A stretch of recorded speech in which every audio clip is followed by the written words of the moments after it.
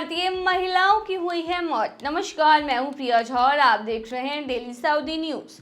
खबर शुरू करने से पहले एक जरूरी सूचना आपको दे दें कि अगर आप सऊदी में फंस गए हैं, कफील आपको छोड़ नहीं रहा है, आप परेशान हैं, वापस अपने घर लौटना चाहते हैं, तो घबराए नहीं, स्क्रीन पर दिए गए नंबर पर कांटेक्ट करें।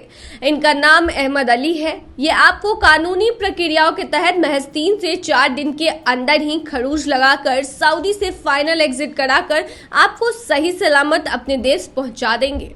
देखिए, सऊदी अरब में एक हैदराबादी परिवार के लिए ईद उल फित्र की खुशियां जो है वो मातम में बदल गई। बता दें कि दमम से पवित्र शहर मक्का जाते समय एक कार दुर्घटना में 2 महिलाओं की मौत हो गई। 2 भाई अपनी पत्नियों के साथ ईद की नमाज अदा करने के लिए मक्का जा रहे थे। तभी रियाद मक्का राजमार्ग पर अफीफ के पास उनकी कार का एक्सीडेंट हो गया और इस एक्सीडेंट में दोनों महिलाओं की मौके पर ही मौत हो गई। हादसा 8 अप्रैल को हुआ था। बता दें, मृतकों की पहचान फरहद अंजुम हुसैनी के रूप में की गई, जो दमम में एक विश्वविद्यालय में सहायक प्रोफेसर के रूप में कार्यरत थी, और उनकी भाभी रशीदा फारूक की एक गृहिणी यानी कि हाउसवाइफ थी। उनके शवों को अफीफ के मुर्दा घर में रखा गया था। फरहद अंजुम शहाबुद्दीन फारूकी की पत्नी हैं और रशीदा फारूकी रफीउद्दीन फारूकी की पत्नी हैं। दोनों भाई कई वर्षों से दमम में काम कर रहे थे।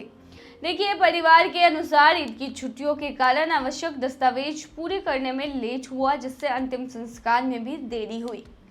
वहीं बता दें, इससे पहले भी एक ऐसा ही मामला सामने आया था, जहां पर सऊदी अरब में एक तेलुगु परिवार जो है वो ईद की छुट्टियां मनाने के लिए गया था, लेकिन उनकी जो छुट्टियां हैं वो मातम में बदल गई थी। देखिए, उनकी कार दमम में दुर्घटनाग्रस्त हो गई, जिसमें 2 लोगों की मौत हो गई थी। वहीं उसी एक्सीडेंट में 3 अन्य लोग घायल भी हो गए।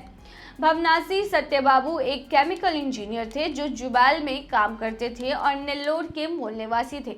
वो अपनी पत्नी और 2 बच्चों के साथ अपने ससुर वेंकटराम राव का स्वागत करने दमम अंतर्राष्ट्रीय हवाई अड्डे पर गए थे। ससुर वेंकटराम राव गुंटूर से परिवार के साथ छुट्टियां बिताने आए थे। जिस कार से वे दमम से जुबैल लौट रहे थे वह दुर्घटनाग्रस्त हो गई, जिसमें सत्यबाबू और वेंकटराम राव दोनों की मौके पर ही मौत हो गई। देखिए, सत्यबाबू की पत्नी और उनके 2 बच्चे घायल हो गए और उन्हें दमम के एक अस्पताल में भर्ती कराया गया। वहीं तेलुगु NRI संगठन SATA के प्रतिनिधियों मुसल्लिम शेख, तेजा पलेम और तारक ने कहा कि चूंकि सऊदी में रमजान ईद के लिए सप्ताह भर छुट्टियां शुरू हो गई हैं, इसीलिए शवों को भारत वापस लाने में समय लगेगा। बता दें कि ईद अब खत्म हो चुका है, ऐसे में उनका शव जो है वापस लाने की प्रक्रिया शुरू हो चुकी है। तो ये थी तमाम जानकारी। बने रही ऐसी खबरों के लिए डेली सऊदी न्यूज पर।